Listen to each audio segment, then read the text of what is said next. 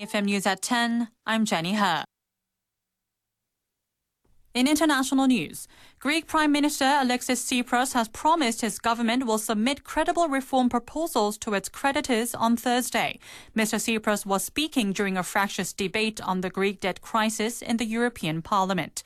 Greece is desperate for a third bailout to avoid bankruptcy and possibly crashing out of the euro currency. European leaders have set Thursday as the deadline for serious reform plans in exchange for more aid. An emergency summit involving all 28 European Union members, not just the 19 Eurozone countries, will take place on Sunday. Greece would file new concrete proposals, credible reforms for a fair and viable solution, Mr. Tsipras told MEPs. Coming up is local news from Pusan EFM with me.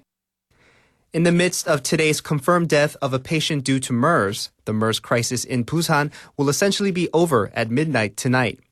An official from Pusan City said it will lift the quarantine order on 24 people that have been isolated in hospitals or at home. Most of those in quarantine are people who had come in contact with the 180th confirmed case of MERS. The patient had already left the hospital following a complete recovery.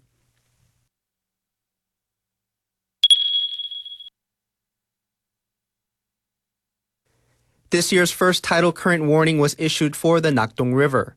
An official from the Nakdong River Basin Environmental Office said it had issued the tidal current warning in the Changyeong-Haman section of the river at 5 p.m. yesterday. The tidal current warning was issued 20 days later than last year. The Nakdong River Basin Environmental Office plans to hold an emergency countermeasure meeting today to prepare measures against algal bloom and other possible hazards.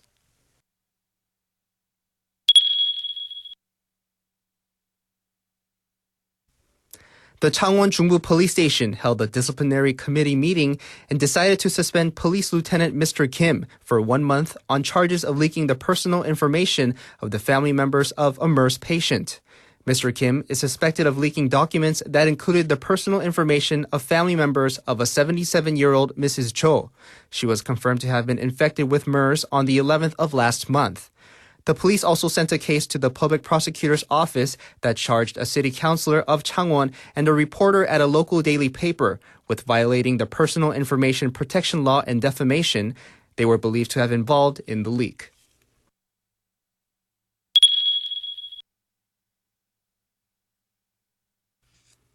A new report shows that there are negative prospects for growth in the manufacturing industry for the third quarter in Pusan.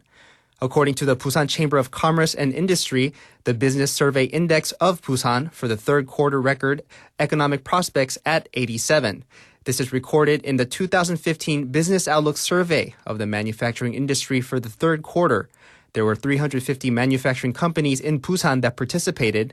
The BSI of local manufacturing companies has not surpassed 100 for 16 consecutive quarters after recording 124 in the third quarter of 2011. A BSI score greater than 100 indicates that the industry outlook is more positive than negative.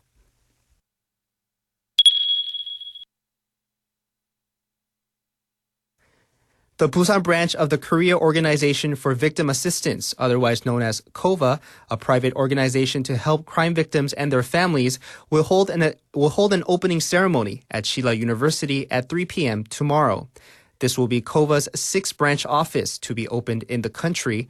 The office has plans to organize an advisory group made of 40 experts, including psychiatrists, lawyers, and counselors, to help organize customized support programs to help crime victims and their families.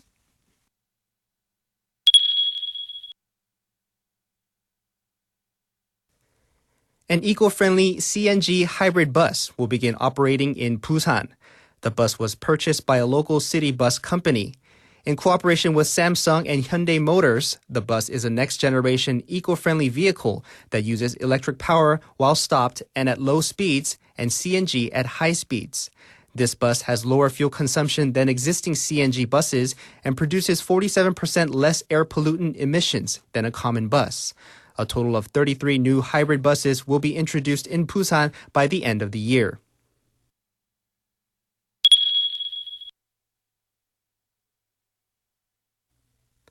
Changwon City is promoting a plan to acquire enough solar energy that could power 130,000 households a year by 2025.